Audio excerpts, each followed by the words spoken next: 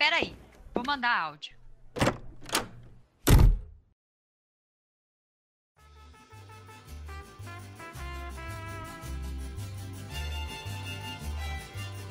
Ao som da música mariachi mais genérica e livre de direitos autorais possível, está começando a primeira edição do Vou Mandar Áudio, o podcast mais original de todos os tempos, já lançado em um feriado de 2 de novembro, embora eu não tenha checado essa estatística ainda.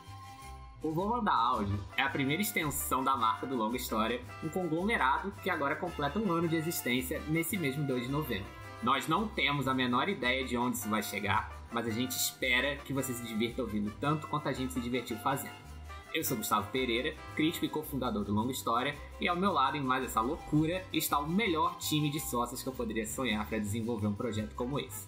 Ana Flávia Guerra, Marina Paz e Yasmine Evaristo. Oi, gente, eu sou Ana Flávia e espero que nós passemos um tempo ótimo juntos aqui no podcast. Olá, galera, bom dia, boa tarde, boa noite. Eu sou Marina Paz, @ParinaMais nas redes sociais, e estamos aqui trazendo para vocês o Rádio de 2021. Oi, gente, eu sou Yasmine Evaristo e gosto de falar. É isso, vamos conversar.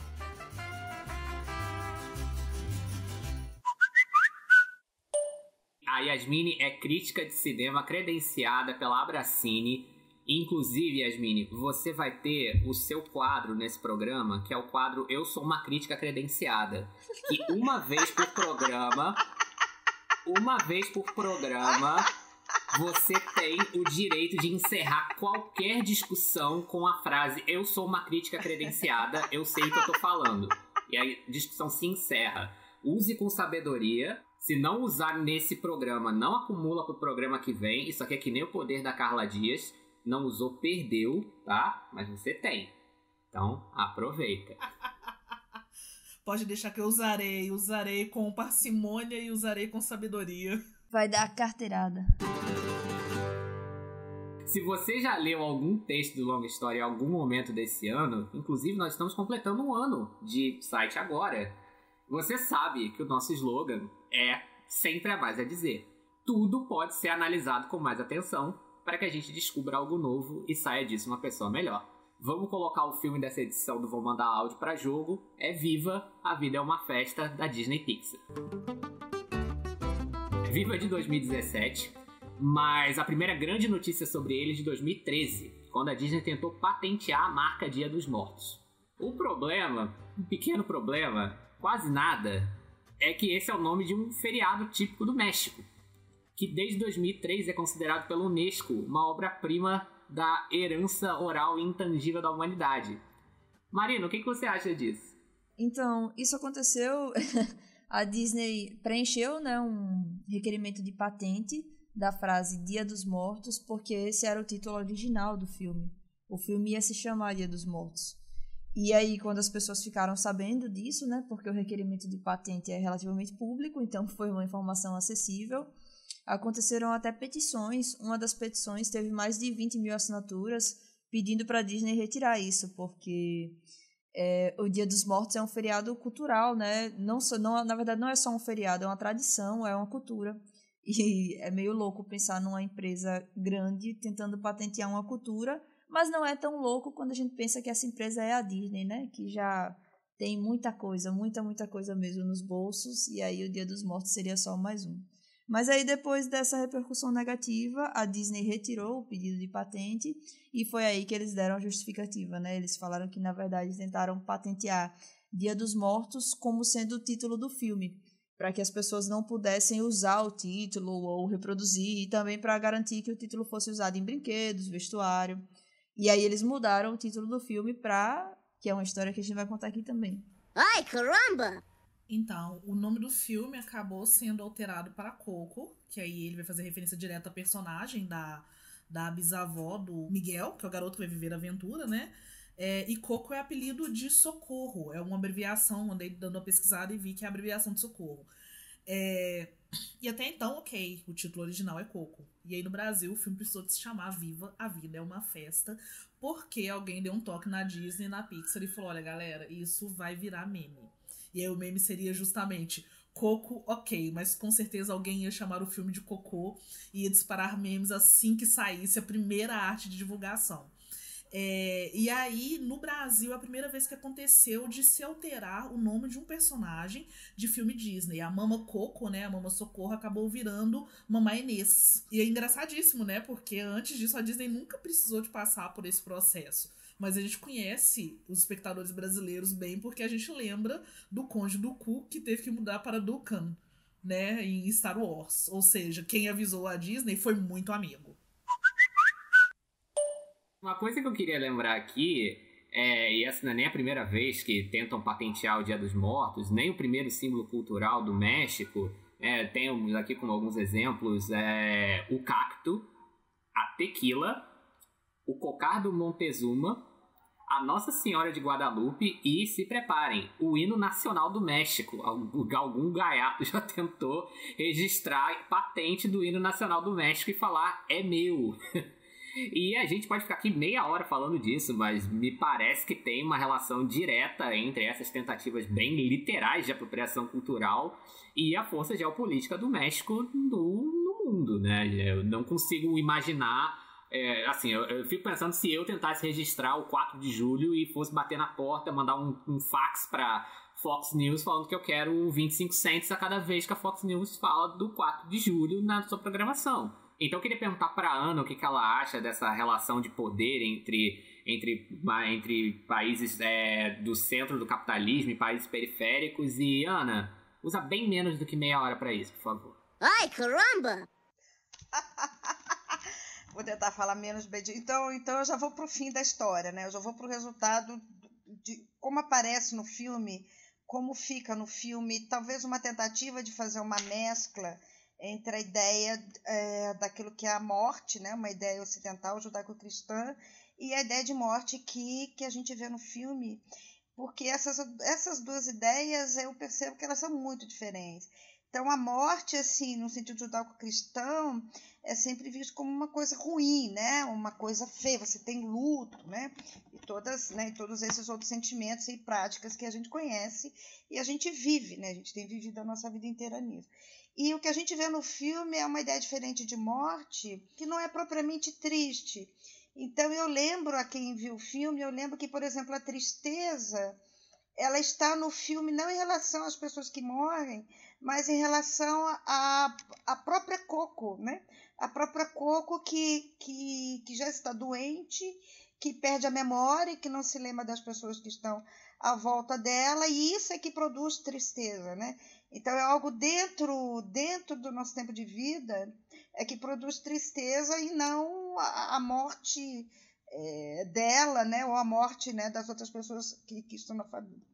Ao mesmo tempo, assim, a minha leitura do filme em relação a esse tema, né, em relação a esse encontro, talvez, né, entre a cultura ocidental, né, a ideia de morte ocidental, a qual nós estamos acostumados, o que se vê no filme, é alguma coisa meio híbrida, né, porque ao mesmo tempo que a morte não é vista como algo feio, algo ruim, os corpos das pessoas nunca aparecem. Então, a gente sabe mais ou menos, né, que em culturas em que a ideia de morte não é uma coisa ruim, as pessoas que muitas vezes acontece, né, de as pessoas que ainda vivem, né, que continuam vivendo, têm um contato com o corpo. É natural isso, né? Quer dizer, não é igual a gente que morre e você enterra e você nunca mais vê aquele corpo, né? Então, assim, o crânio, a caveira, é uma coisa que nunca aparece, né? E o crânio é uma imagem muito importante para o Dia dos Mortos. O que entra, né, relativamente a essa apropriação é que a distinção entre corpo e alma, né, que é ocidental, judaico-cristã, ela entra e interfere sobre isso. Tanto que o corpo de quem morreu desaparece e o que você tem ali, né, daqueles personagens mortos, você entende que é a alma deles, né, o espírito deles, né?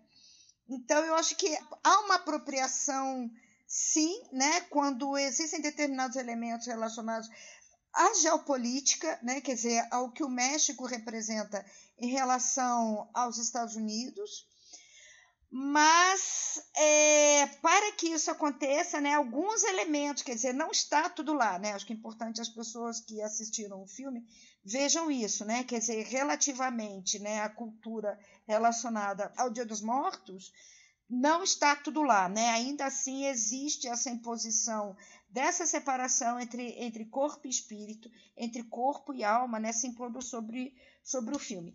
Aí eu não sei, né, por exemplo, se a existência de corpos mortos, né, ou a caveira, né, se esse apagamento, né, acho que o nome melhor para isso é apagamento, se esse apagamento se deve ao fato de que é um desenho animado, né, e as crianças vão assistir, etc, etc. Mas a gente lembra que isso ainda é, né, uma forma ocidental de ver a morte, né? Quer dizer, as crianças não podem ver os corpos mortos, né?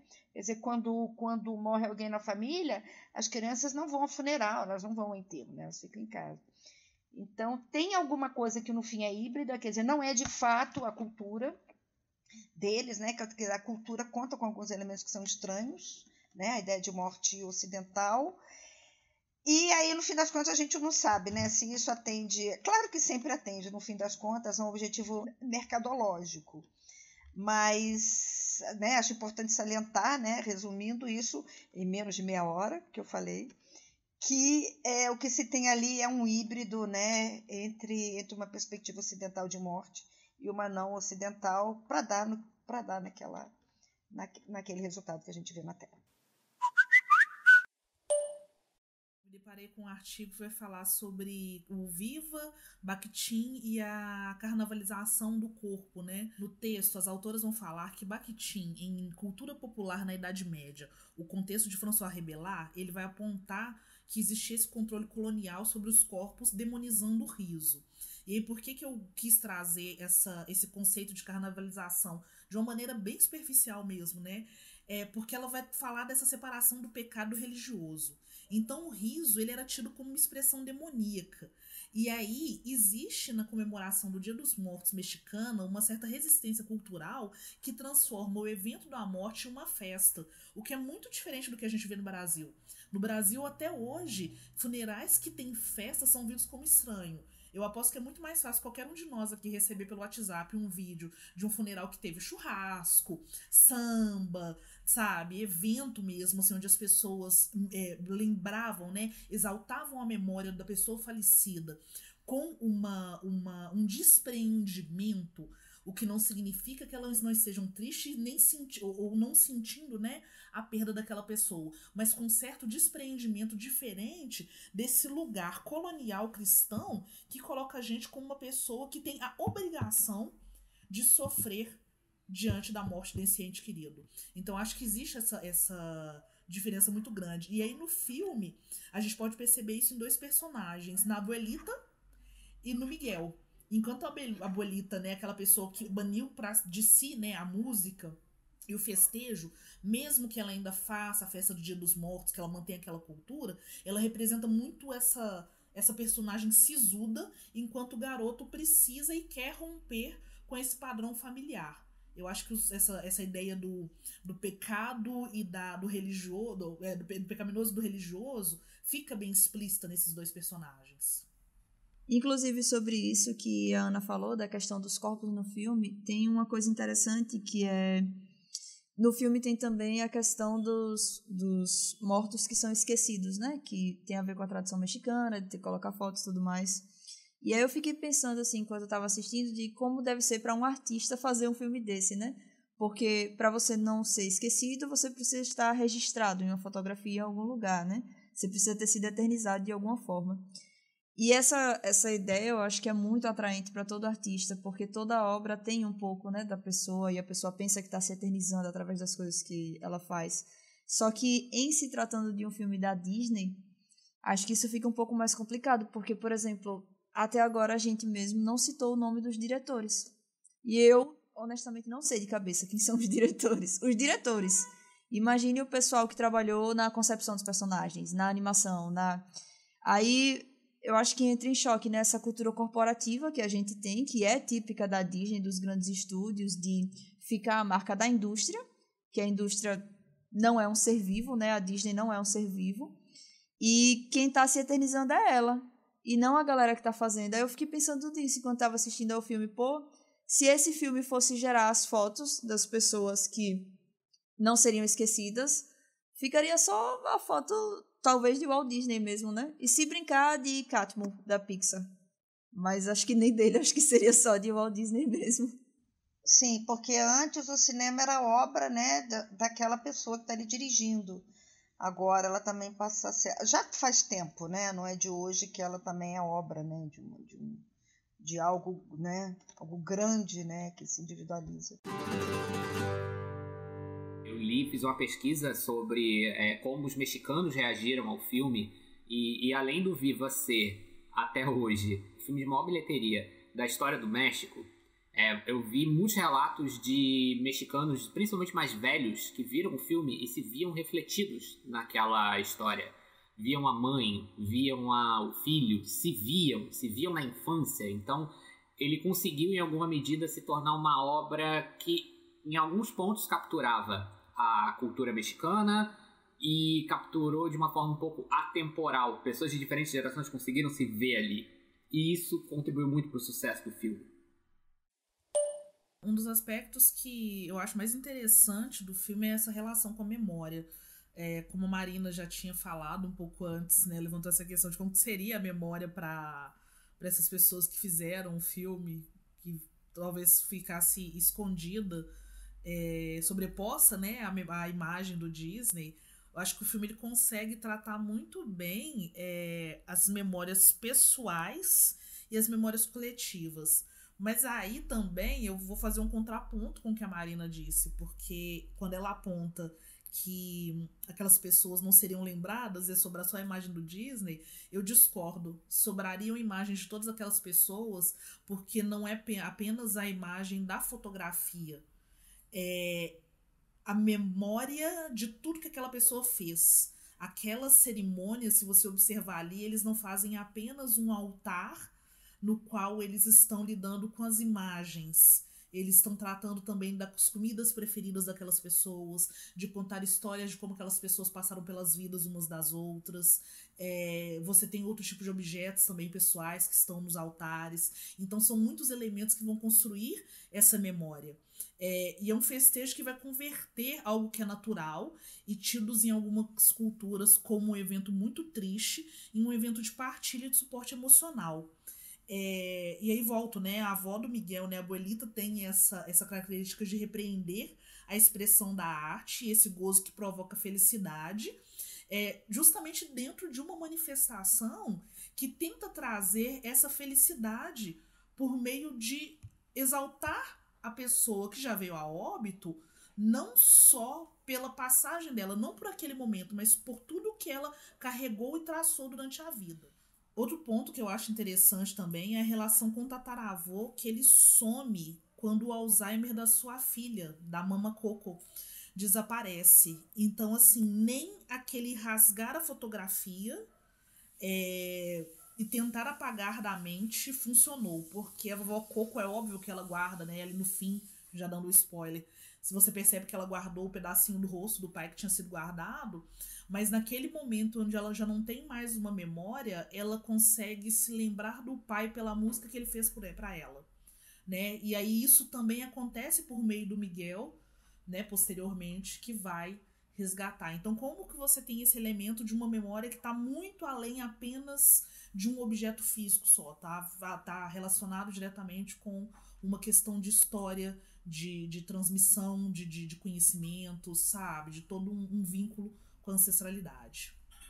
Ouvindo a Mini, assim, eu me lembro de uma das razões, né, que me fazem gostar tanto de cinema e que sempre me fizeram, né, antes de eu começar a escrever sobre cinema e falar sobre cinema, que é assim, eu vejo um filme, né, vou ao cinema, vejo um filme e volto para casa e a primeira coisa que eu faço é procurar na internet críticas sobre esse filme, né, outras histórias sobre esse filme, para que esse filme fique ainda mais amplo, ainda maior na minha mente, né? Então, o cinema é uma forma de a gente aprender sobre outros mundos, além desse mundo que muitas vezes fisicamente a gente é obrigado a ocupar, a gente às vezes quer sair dele, mas a gente não consegue, né, por uma série de motivos. Então, a gente alcança outros mundos, né? E esses mundos também dizem respeito à forma da gente pensar e viver, né, encarar a vida, né? E o que o Viva traz para a gente, entre outras coisas, né, que vocês estão apontando, é uma outra relação com a morte, né, com a vida e com a morte também. Então, eu acho que a gente precisa entender assim que a nossa vida está muito marcada e estruturada pela religião, né? E a religião, assim, seja católica, evangélica, protestante, é cristianismo, né? Então, as bases são as mesmas. E a religião, entre outras razões, existe para que a gente lide com a morte, né? Então, ela cria uma vida pós-morte, e nessa vida pós-morte está Deus, né? Então, as pessoas se encontram com Deus nessa vida após a morte. É interessante a gente notar que o Viva nunca fala em Deus. Isso é algo assim muito, muito relevante. O Viva nunca fala em Deus. Então, você está ali discutindo uma vida sem Deus e uma morte sem Deus. E aí é possível, né? Porque assim, o cristianismo não é a única religião que existe no mundo, né? Há outras religiões que também têm esse mesmo sistema. Você vai para o céu, vai para o inferno, mas não são todas assim, né? E também a possibilidade, né, de se viver sem nenhuma religião e sem nenhum Deus, né? Então, assim, eu não acredito em Deus, né? Eu sou ateia e eu vivo uma vida sem essa religião. Mas isso não significa que eu, né, e outras pessoas que são ateias não têm uma perspectiva sobre a vida e sobre a morte e sobre o futuro e sobre o que existirá no mundo depois que a gente existir, né? E aí, além da memória, que é alguma coisa assim, extremamente importante, é claro que a gente quer continuar vivendo na mente das outras pessoas. Existe algo que o filme traz, que é o legado. Para uma história de vida e morte em que não há Deus, em que se não tem um Deus botando a baliza ali, o limite, né, de como você deve se comportar, do que vai acontecer com você, dois elementos que são ali nesse filme fundamentais são a memória e o legado. Quer dizer, o que eu construo durante a minha vida para o futuro, para tornar o mundo um lugar menos ruim do que ele é hoje. E isso está no filme também, porque a gente precisa lembrar que aquele outro compositor é o... perdão, me ajuda? Ernesto de la Cruz. Isso, quer dizer, o compositor Ernesto de la Cruz, entre outras coisas, ele rouba as canções compostas pelo Héctor. Ou seja, ele rouba o legado do Héctor. Então, o de la Cruz é famoso não apenas porque as pessoas se lembram dele, quer dizer, ele é famoso no pós-vida, não apenas porque as pessoas se lembram dele, mas também porque ele deixou, aparentemente, né, quer dizer, para todos os efeitos, até o filme, deixou um legado. E aí Héctor volta a viver no legado. E o legado dele se manifesta quando a Coco se lembra da canção e volta a falar. Então, essa, quer dizer, o que eu quero falar, né, nisso tudo, o que eu quero resumir é exatamente isso. Quer dizer, há outras possibilidades, né? Quer dizer, o que ele apresenta ali de muito interessante é uma outra possibilidade de viver e morrer, né? E pensar o pós-morte e pensar o futuro, não em termos colocados em religião, salvação, entende? Quer dizer, não são mais esses conceitos, salvação, céu, inferno, sabe, e outras coisas, mas sim essas duas ideias muito importantes, uma que a Mini colocou, que é a memória, realmente se lembrar, aí vai retomar, daqui a pouco eu posso até falar sobre isso, sobre agora me deu ancestralidade, né? Quer dizer, que também está conectada a isso, né? A memória, mas uma ideia extremamente importante que é o legado. Quer dizer, o que eu deixo para as gerações que virão. Quando você falou de Ernesto, né? Ernesto de la Cruz, do processo que ele se apropria das músicas do Héctor. Me lembrou de novo a Disney, assim, não estou dizendo que tem essa intenção ruim, né, e nem de que é através da forma como ele fez, mas que é isso, porque eu achei muito massa o que Mini falou, de que não é só a foto, né, tem a história da pessoa, o que a pessoa fez, os gostos, tudo. Só que é isso, assim, tem que saber quem é a pessoa, entendeu? E é isso que eu sinto falta, porque cinema é uma arte coletiva, só que é uma arte imensamente coletiva, assim. O cinema é muito, muito coletivo, assim. Eu não consigo nem imaginar quantas pessoas se envolveram em Viva, a Vida é uma Festa. Eu acho que mais de 1.000 pessoas, facilmente, com muita tranquilidade, se tratando de uma animação, assim, é gigante. E aí, realmente, fica difícil, né? Você coloca os créditos, mas quem, de fato, assiste aos créditos, né? E vê o nominho de todo mundo. Aí, acaba que é um prato perfeito para as empresas se apropriarem, porque a empresa tem isso de ser coletivo. A Disney, na verdade, está representando várias pessoas, mas até que ponto essas pessoas estão sendo efetivamente representadas? E eu coloco isso aqui mais como uma provocação, porque é um problema para o qual eu não sei nem oferecer uma solução. Eu acho que é uma questão muito complexa mesmo, e não é sobre apontar culpados, é só sobre apontar uma dinâmica mesmo. Quando a gente vai falar também de apropriações culturais na arte, quando você pensa que todo mundo esqueceu e ignorou completamente a arte africana, mas achava lindo o cubismo, que é muito inspirado justamente nessas artes de máscaras, né, africanas, etc. Então é um problema da arte que, na verdade, vai girar todo e vir atrás de Ana, que é o problema da colonização e da neocolonização que a gente está falando. Você toma posse de várias coisas, assina como se fosse o proprietário e, consequentemente, você deleta a memória dos outros. Uma das principais estratégias da guerra, quando você coloniza um povo, não é matar sua língua e sua cultura? Sim. Exatamente, é só uma versão contemporânea Sim. de como fazer isso. Isso é o epistemicídio. Epistemicídio. Né? Tudo isso que vocês estão falando aqui tá chamando pelo momento Gustavo foge ao tema, mas não tanto. Ai, caramba! Na véspera do feriado, sei lá, acho que foi dia das crianças, sabe? Dia 11 pro dia 12 de outubro, 3 da manhã, eu tava no YouTube vendo vídeos do Trato Feito. E aí eu tava lá assistindo, e aí um deles que eu vi era sobre uma edição uma primeira impressão da edição de vendedor das Aventuras de Tom Sawyer, que o cara achou, sabe se lá Deus onde, tava querendo vender lá na casa de penhor dos caras, do programa. E aí eles estavam falando sobre isso, né? Não sei se alguém nunca viu o programa, eles fazem meio que uma mini aula sobre o item e por que ele vale, o que supostamente vale, coisa e tal. E eles estavam falando que o Mark Twain, o autor de Tom Sawyer, ficou muito pistola quando o livro foi vendido como um livro infantil, porque ele não estava escrevendo um livro para crianças. E o ponto, para quem não leu o livro, é que o Tom Sawyer não era uma criança do padrão de criança legal, exemplo do final do século XIX, começo do século XX. O Tom Sawyer roubava, o Tom Sawyer mentia, o Tom Sawyer era meio trambiqueiro, o Tom Sawyer fugia da escola, enfim. E ele falou assim, eu tô correndo um grande risco desse livro ser um fracasso porque ele tá orientado pro público errado. E vocês estavam falando isso, eu tava pensando, gente, será que o Viva é um filme pra criança? Porque vamos lá, acompanhe. Falei, eu tava fugindo do tema, mas não tanto. Se você tem um sonho, o que o filme te ensina? Se você tem um sonho e tem um amigo seu que tá te impedindo de realizar esse sonho, mate ele. Vai dar tudo certo. E quando você morrer, você não vai encontrar a justiça divina do outro lado. Você vai continuar com os louros da fama que você conquistou a partir de assassinato e roubo. Então eu fiquei pensando, gente, isso é um pouco assustador.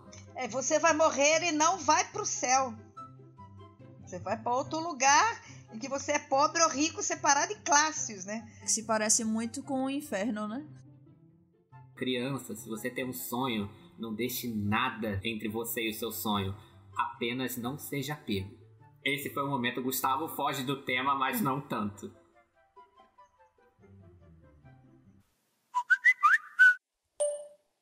Mas assim, todas as brincadeiras à parte, eu não acho que o principal problema do Viva seja mau uso de referências culturais ou mesmo falha de roteiro, nada disso. Eu acho que a história é fechadinha, ela é clara, ela tem alguns conceitos criativos originais que eu acho muito interessantes, como o conceito da segunda morte, que a gente já falou aqui, que é quando você é completamente esquecido pelos vivos. Então, para mim, o problema tá em um ponto específico e nas implicações dele. Ai, caramba! Nós não temos o recurso visual para ilustrar, então a gente não vai ficar descrevendo a cena. Se você já viu o filme, você não vai se perder, fica tranquilo.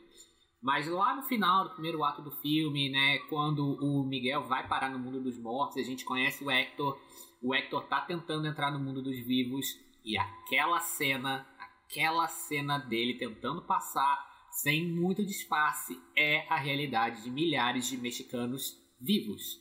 Tá acontecendo agora, enquanto você ouve esse podcast. Todos os dias. É uma cena de migração. Teoricamente, a gente aprende que o pós-vida será um lugar de igualdade, todo mundo lindo, passeando maravilhosamente seminudes no reino dos céus enquanto os anjos tocam harpas. Mas o que acontece nesse filme dentro dessa perspectiva, né, dessa cultura mexicana, que também teoricamente seria um ambiente onde todos seriam iguais, já que é o pós-morte, a gente se depara com uma estratificação social que é a mesma existente no mundo dos vivos. Aqueles que estão em vias de serem esquecidos vivem marginalizados, enquanto os outros colhem todos os louros e vivem super bem. E aí, para mim, isso mostra que até hoje nós, e aí eu tô colocando eu também como uma pessoa que cria conteúdo, escreve, etc., nós temos dificuldade de pensar futuros, distopias, utopias, fantasias, sem deixar de lado o que já foi normalizado pra gente culturalmente, socialmente, economicamente. Ainda é muito complicado. Esse não é um problema do Viva.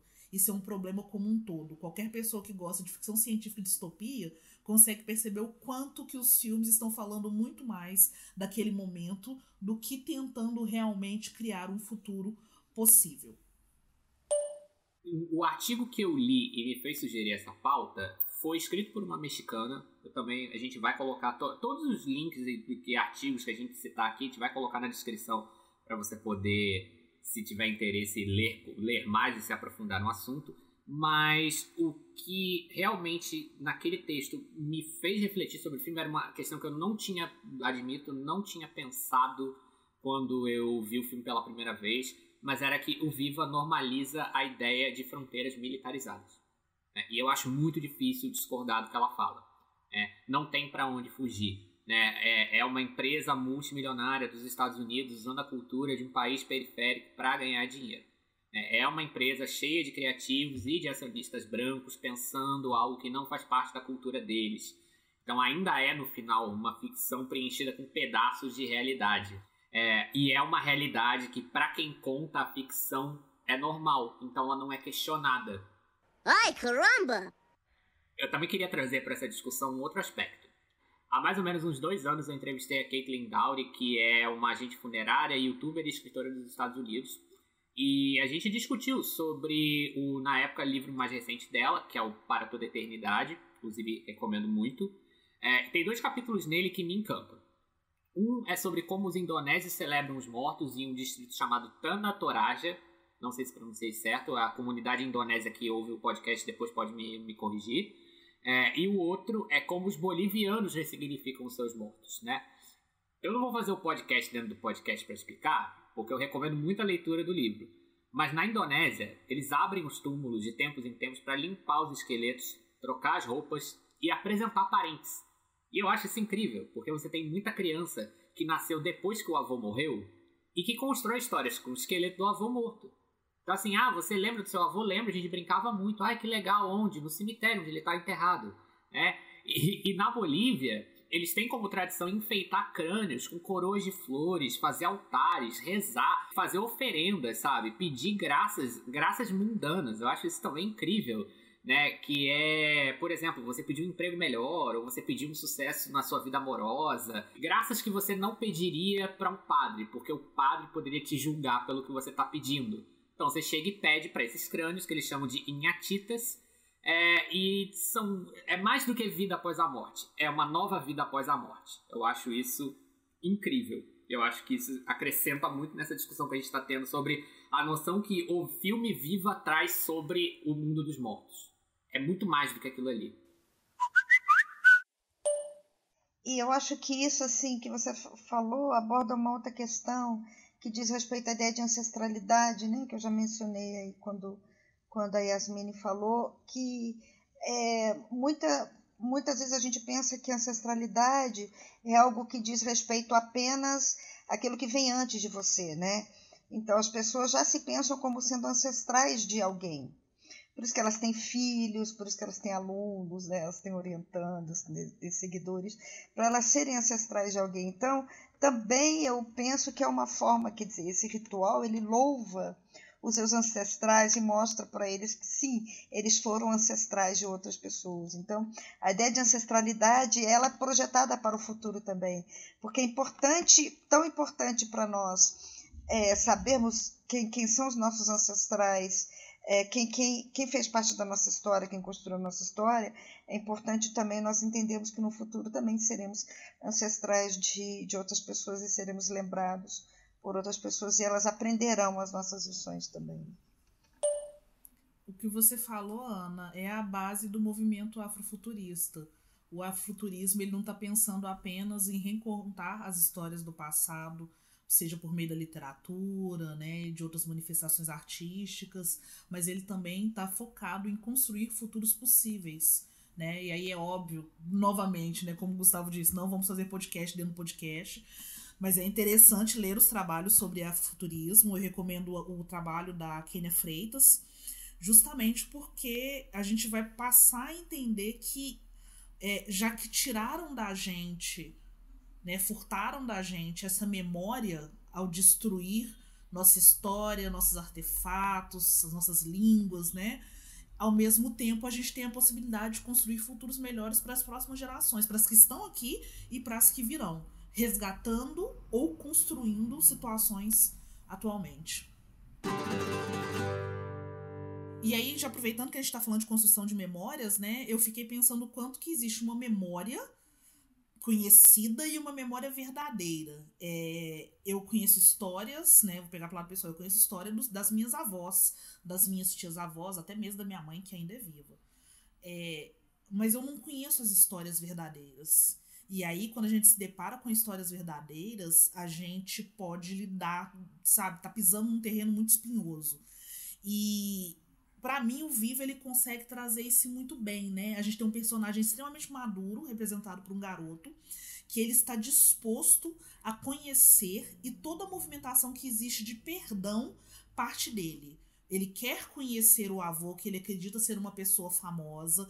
Óbvio que ele está ali motivado pelo desejo dele de cantar, ele está ludibriado pela fama, mas quando ele encontra o avô verdadeiro, ele consegue, ainda que ele esteja se sentindo magoado com algumas coisas, entender as motivações que o avô teve para sair e o que, né, obviamente levou ele ao óbito.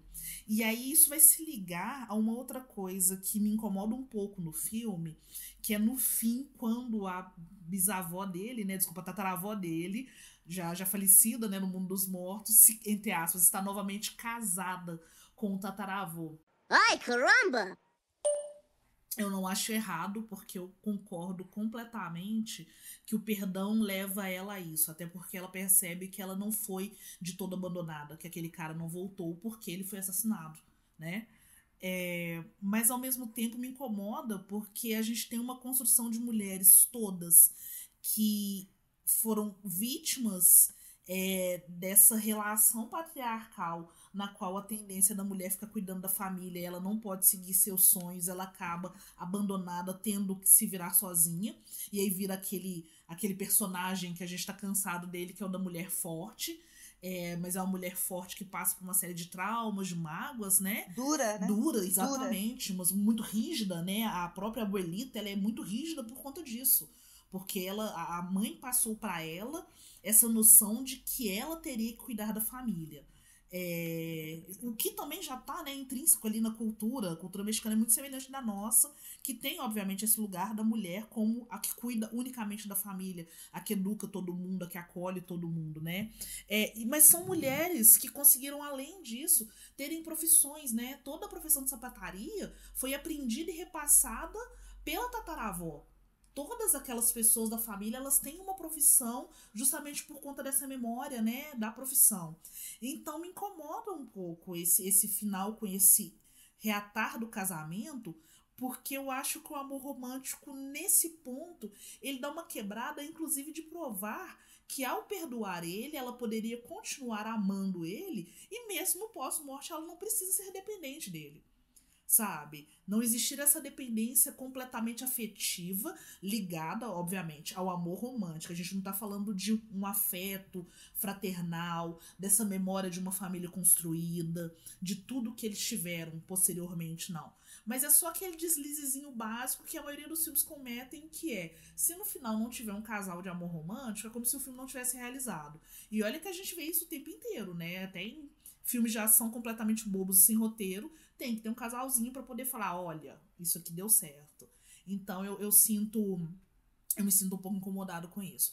Mas ao mesmo tempo é muito pequeno próximo disso, de todas essas mulheres, e até mesmo essas mulheres mais duras, como a abuelita mesmo, que são pessoas que movimentam o Miguel aí atrás dessa ancestralidade dele. E aí ele faz um resgate ancestral que é para ele construir o futuro, para ele suavizar a vida dos presentes, que ele consegue suavizar a vida tanto da abuelita como da bisavó, né, que está em vias de morrer e está perdendo a memória, como ele consegue acalmar seus familiares que estão naquele além-morte.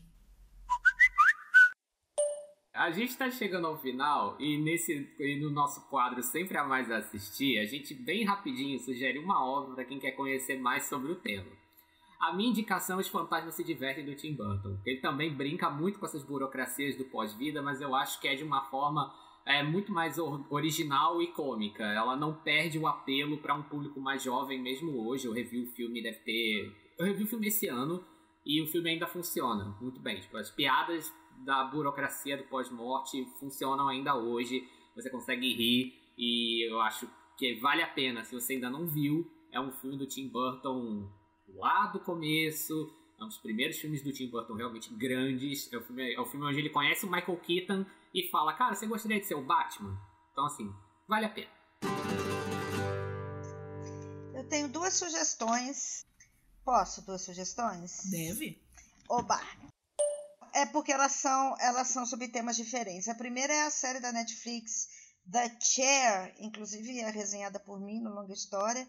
Vocês podem procurar lá e vão encontrar, que ela retoma também, é o Dia dos Mortos, e há uma espécie de cerimônia, né? Não chega a ser um ritual, mas há uma cerimônia muito interessante relacionada ao Dia dos Mortos, e é legal porque essa cerimônia reconfigura o personagem, reconfigura o luto do personagem e a dor, né, que ele tem de perdas na vida dele. Então, eu acho que isso é um pouco uma forma assim de como a gente aceita, como a gente interage com outras visões de mundo, de vida e de morte, e como elas realmente podem reconfigurar, enriquecer, né, nossa experiência em todos os sentidos.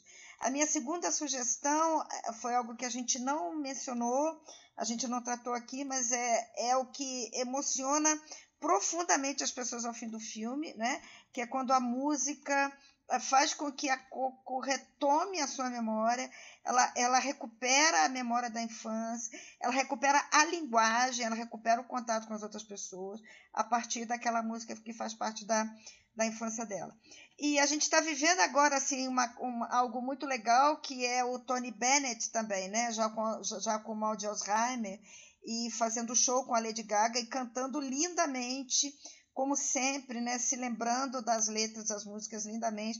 Então isso assim mostra como a música é um milagre cognitivo, um milagre neurológico, que faz com que realmente a gente passe a pensar, né, em modos diferentes, em padrões diferentes. Isso ajuda muito a recuperar a nossa memória. Tem um documentário, muitos de vocês já devem ter visto, mas é o mais legal, que ele está disponível no YouTube, se chama Alive Inside. E é uma coisa simplesmente maravilhosa de ver como a memória da música, como a memória musical opera assim, uma recuperação, uma transformação muito interessante em pessoas que já entraram né, nesse processo de demência, né, nesse processo, às vezes, avançado, né, em relação à demência. Muito legal, recomendo, vocês vão se emocionar bastante. Eu vou indicar um jogo, galera. O jogo se chama Grim Fandango, Grim Fandango, que nem o Cheetos, que não é Cheetos. É um jogo que foi lançado pela LucasArts.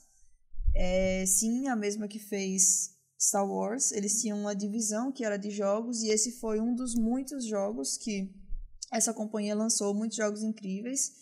E, ironicamente, hoje ele é propriedade da Disney, porque a Disney adquiriu, né, a LucasArts. Ai, caramba! Cara, eu acho que a gente é propriedade da Disney e não sabe. Daqui a pouco a gente vai descobrir que a gente é propriedade da Disney. Mas esse jogo, Grim Fandango, se você gostou de Viva a Vida é uma Festa, se você gosta, especialmente da temática, né, do Dia dos Mortos, da estética, tem muita gente que pergunta... O jogo é muito parecido com o filme. Tanto é que tem muita gente que pergunta se Viva cita Grim Fandango ou referencia, e na verdade não referencia, porque os dois se baseiam na mesma cultura, que é justamente a cultura mexicana, que a gente já falou bastante sobre ela hoje.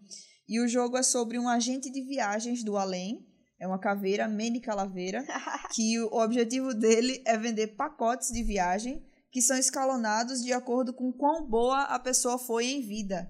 Então, se você pega uma freira, você vai vender o pacote mais luxuoso de viagem que ela vai ter para ir para o céu.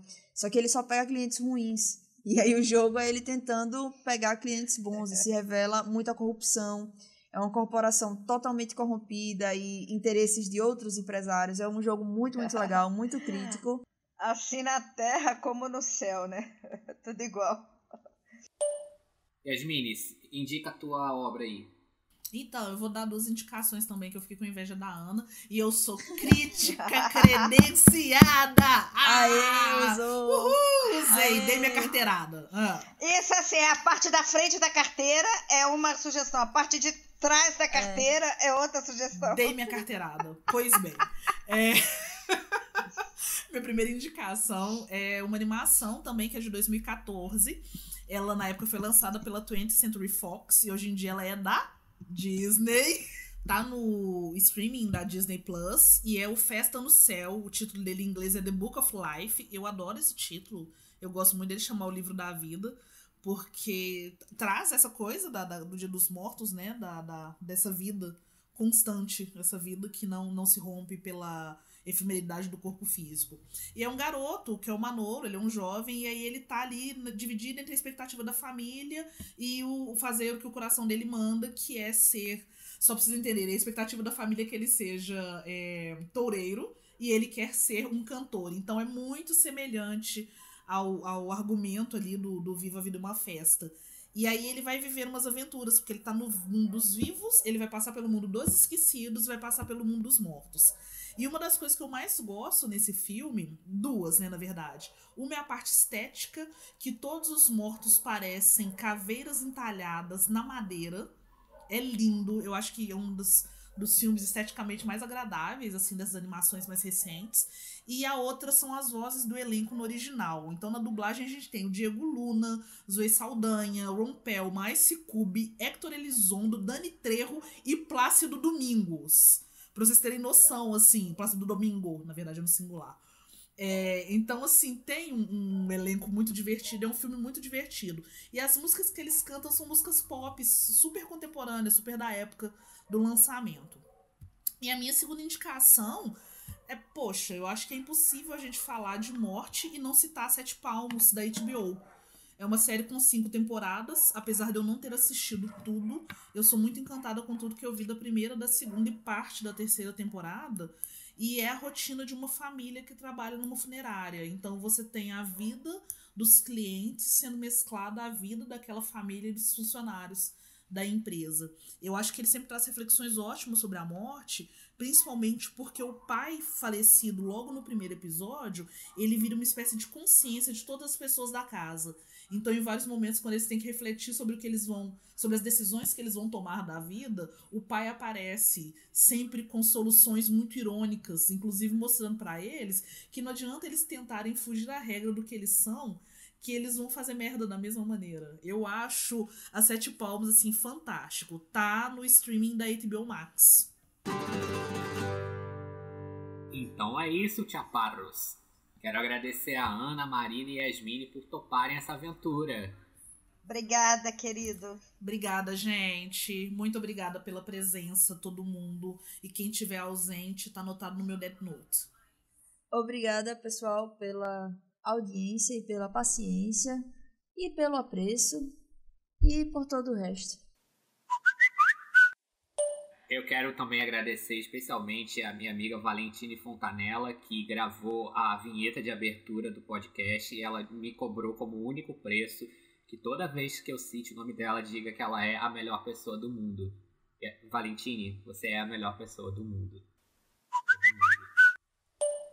E a você que ouviu, nosso agradecimento mais do que especial e um pedido. Se você gostou, assina o nosso podcast na nossa plataforma favorita. Tem como deixar o like, não, né? Tem como deixar o like. No YouTube tem como deixar o like. E nas outras plataformas também. Deixa o like, onde puder deixar like, deixa like.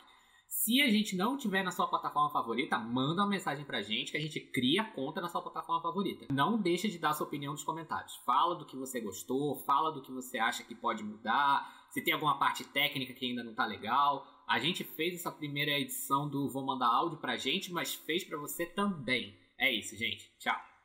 Tchau. Tchau. Tchau, um beijo grande. Tchau pra todos vocês. Tudo de bom. Tchau.